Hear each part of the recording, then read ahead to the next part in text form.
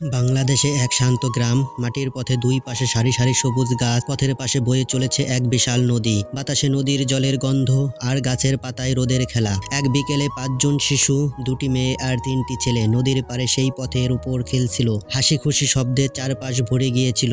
হঠাৎ খেলতে খেলতে ছেলেদের একজন ভারসাম্য হারিয়ে নদীতে পড়ে। বাচ্চাটি পানিতে পড়ে হাবুডুবু খেতে লাগলো। সেই হাত পা ছুটছে, কিন্তু নদীর স্রোত তাকে আরো ভাসিয়ে নিয়ে যাচ্ছে। পড়ে থাকা অন্য বাচ্চারা ভয়ে চিৎকার করে কাঁদতে শুরু করলো। কেউ সাঁতার জানে না, তাই নিজেরা সাহায্য করতে পারছে না। তারা দৌড়ে গিয়ে তাদের বাবা মাকে ডাকলো। কয়েক মিনিটের মধ্যে গ্রামের কয়েকজন বড় মানুষ ছুটে একজন নদীতে ঝাঁপ দিল আর বাকিরা তীরে দড়ি নিয়ে দাঁড়ালো। অনেক কষ্টে তারা ডুবন্ত শিশুটিকে ধরে টেনে তীরে তুলল। বাচ্চাটি তখন ভয়ে কাঁপছে, কিন্তু বেঁচে গেছে। সবাই তাকে জড়িয়ে ধরে সান্ত্বনা দিল। গ্রামের এক বয়স্ক দাদা বাচ্চাদের উদ্দেশ্যে বলল, দেখো বাচ্চারা, নদীর পার খুব সুন্দর হলেও বিপদ আছে। খেলার সময় জায়গা বুঝে খেলা করতে হয় আর পানির কাছে সবসময় সতর্ক থাকতে হয়। সেদিন থেকে বাচ্চারা বুঝে গেল, সতর্কতা মানে সুরক্ষা। ভিডিওটি ভালো লাগলে লাইক দিবেন, চ্যানেলটি সাবস্ক্রাইব করবেন।